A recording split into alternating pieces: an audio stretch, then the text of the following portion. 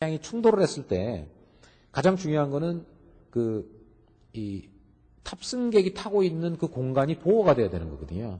그렇게 되면 너무 강한 재료를 쓰게 되면 오히려 그 강한 재료들이 그 탑승 공간을 밀고 들어올 수도 있고, 그래서 또 어떤 경우는 너무 약한 걸 쓰게 되면 이제 다른 게 또 이렇게 밀고 들어올 수도 있고요. 그렇기 때문에 가장 좋은 상태는 충돌을 했을 때 그 자체적으로는 제일 많이 변형이 되면서 안에는 영향이 없도록.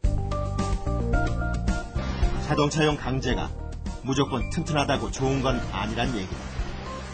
강한 곳은 강해야 하지만 찌그러져야 하는 곳은 잘 찌그러져야 한다는 것이다. 용도에 맞는 강재를 사용을 해야 되는데 주로 판넬류, 그러니까 그 자동차의 껍질을 만드는 부분은 아주 그 연한 강재, 아까 얘기했던 IF강 이런 걸 많이 쓰고, 그다음에 그 구조를 만드는 경우에는 이 중간 정도의 강도, 그리고 뒤에 가장 그 힘을 많이 받쳐주는 보강재 부분은 강도가 가장 높은 그런 강재를 사용합니다.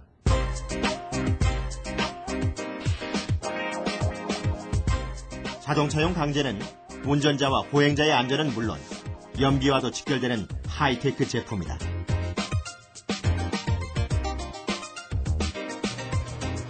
최근 자동차 산업의 트렌드는 경량화다. 전 세계가 가벼우면서도 강도가 높은 철강 소재나 가공법을 개발하는 데 몰두하고 있다. 자동차 경량화와 관련해 최근 가장 주목받고 있는 기술 중 하나가 하이드로 포밍, 애갑 성형이다. 엔진 크레들이란 부품을 예로 들어보자.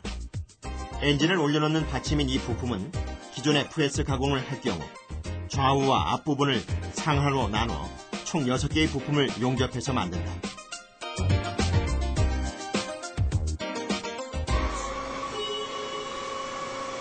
그런데 하이드로 포밍으로 엔진 크레드를 만들 경우 튜브를 이용해 한 번에 가공할 수 있다. 총 6개의 부품이 필요하던 것이 한 개로 가능해지고 당연히 용접선도 없어진다.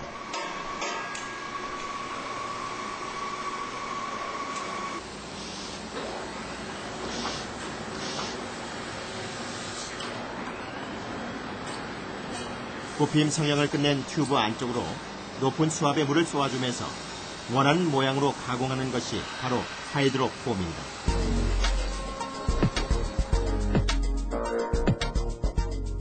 하이드로 포밍은 원하는 부품의 형태가 아무리 복잡해도 수압이 고르게 작용하기 때문에 두께와 강도가 균일하게 성형된다는 것이 장점이다. 하이드로 포밍 공법을 이용하게 되면 그 튜브를 이용해서 한 번에 성형할 수 있습니다.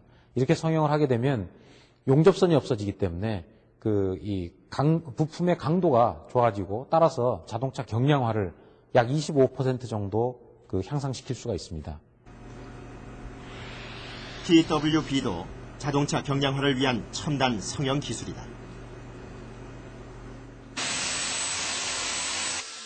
두께와 강도가 서로 다른 강재를 레이저로 용접해서 한꺼번에 성형하는 기술이다. 실제로 자동차의 모든 부분들이 무조건 똑같은 강도로 튼튼할 필요는 없다.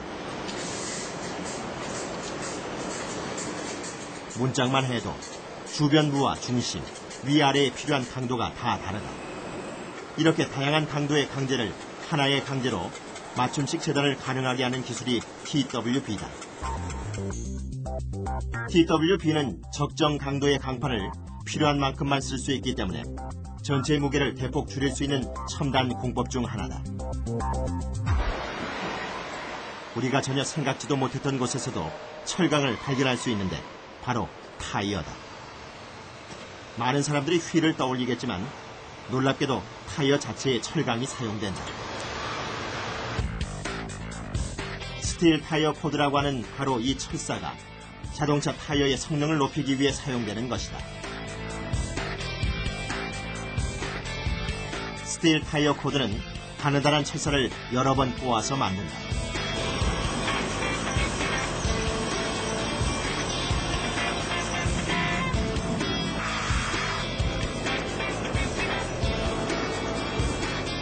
아예 고무 사이에 스틸 타이어 코드를 붙인 다음 타이어로 성형을 한다.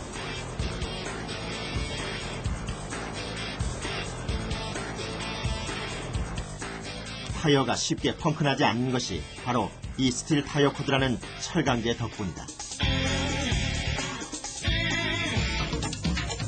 고무로만 사용하게 되면 고무의 두께가 상당히 두꺼워져야 됩니다. 근데 타이어 코드를 사용하게 되면 그 상대적으로 사용되는 고무의 양을 갖다 줄일 수가 있고요.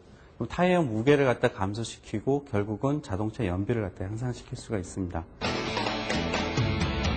타이어의 형상과 압력을 유지하고 고속에서도 쉽게 펑크나지 않게 하는 일이 바로 스틸 타이어 코드의 역할이다.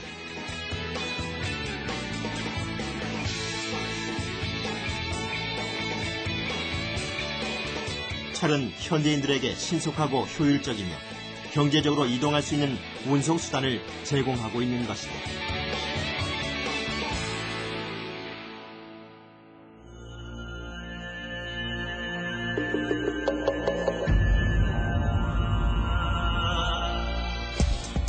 (160층으로) 전체 높이가 810m인 버즈 두바이.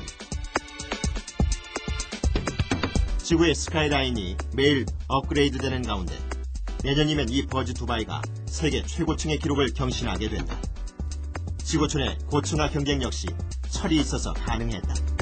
건축이 먼저가 아니고 철이 먼저입니다. 그러니까 결국은 철을 어떤 품질의 철을 만드느냐에 따라서 우리 건축에서는 항상 니드가 있었는데 그 니드를 만족시켜 줄 수 있는 게 됐는데 요즘 쓰이고 있는 강철이라는 것은 탄소를 대폭 줄이고 용접을 할 수 있게 만든 그러한 그 재료인데요. 이 강철이 생김으로써 비로소 우리들이 지금 얘기하는 100층짜리 건물, 예를 들어서 1929년에 또는 31년에 엠파이어 스테이트 빌딩 같은 그러한 빌딩들을 질 수 있게 된 것이죠. 건축에 철골이 사용된 것은 최근 일이 아니다. 우리 주변에 흔한 콘크리트 건축도 그 뼈대는 철근이다. 철근이 건물의 주요 소재인 콘크리트를 떠받치는 버팀목 역할을 하는 것이다.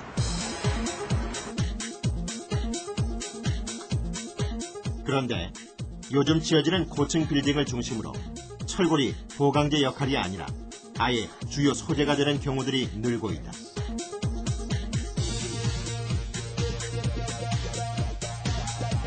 H형강이라는 건축 구조용 강이 그 주인공이다. H형강은 단면이 H자 모양이라고 해서 붙여진 이름이다. 강철의 특징이라면 콘크리트보다 강도가 높고 지진에도 잘 견딘다는 것이다. 1cm당 콘크리트